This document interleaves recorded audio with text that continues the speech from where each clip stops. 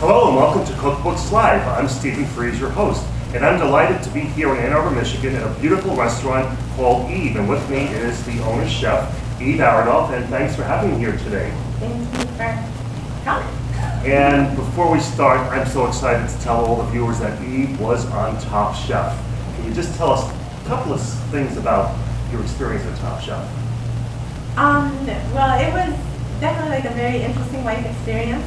I kind of learned that that wasn't my cup of tea. I had never seen the show, so I was very happy and flattered to be asked to participate. Well, not many people have the opportunity, so congratulations, and we'll move on from there. Okay. But I just want to let everybody know that we are sitting here with somebody that has been on that favorite TV show. Tell us how you got involved in the business. I just grew up, with a big food family, and everything kind of revolved around cooking and eating and visiting around food. And I went away to college, and I went to school for comparative literature, which is something completely different. But I started cooking, just for spending money in Boston, and just got more and more serious about it and fell in love with it. And a little earlier, you told me your first food job was, and that is a great, great beginning. What was it? I was a hot dog vendor at Fenway Park in Boston, and I had just gone to a game with a girlfriend, and we sat to get a hot dog and got recruited to work there for the summer. It was just really fun, kind of exciting adventure. Well, you've come a long way, obviously, with this gorgeous restaurant and an eclectic menu. And let's talk about a little about your theme or your theory on cooking.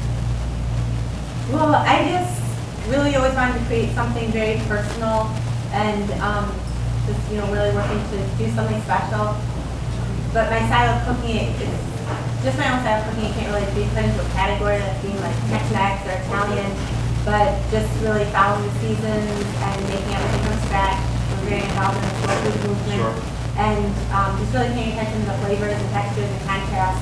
There are a lot of kind of influences from exotic cultures, North African, West African, Cuban, Vietnamese. And with your book, I was reading, it says there's two schools of thought. One of them is using multiple items and one using fewer.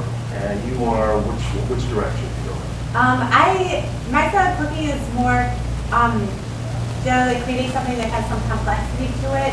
So bringing together different ingredients to create something that's harmonious. And then that might be something like really savory and complex and spicy, and then always having something really simple and bright, like cool from fresh or squeeze of fresh lime, along with it to kind of bring out the best of both. And the recipes don't call for lots of different ingredients, and looking through your book. And also the procedure to make the recipes are straightforward, so I don't think you have to spend the whole day in the kitchen if you do buy the cookbook. Let's talk about a couple of the recipes. One of them is one that you prepared earlier today, and that was the inspired nacho. Yeah. Tell me a little about the name of that.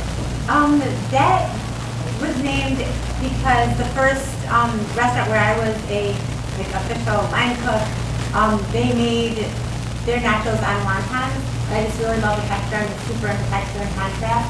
And so I always remembered that the rest of the dish is completely different, but we make the nachos with like really slowly simmered black beans, lots of spices and smoked chilies, and then like goat gouda and Vermont white cheddar and pepper jack and fresh cilantro and salsa, fresh avocado and creme fraiche.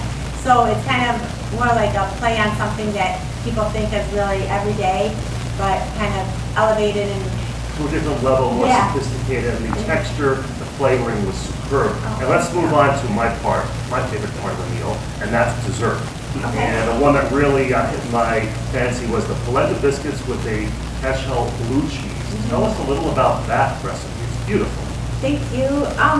That is a dessert. It's not overly sweet, so it's just something really nice for the season. We make a polenta biscuit and finish it with some warm cashel blue cheese, which is really like a delicious buttery barnyardy blue cheese, and then surround it with summer fruit. So whatever fruit is in season works really well. Peaches and plums and summer berries.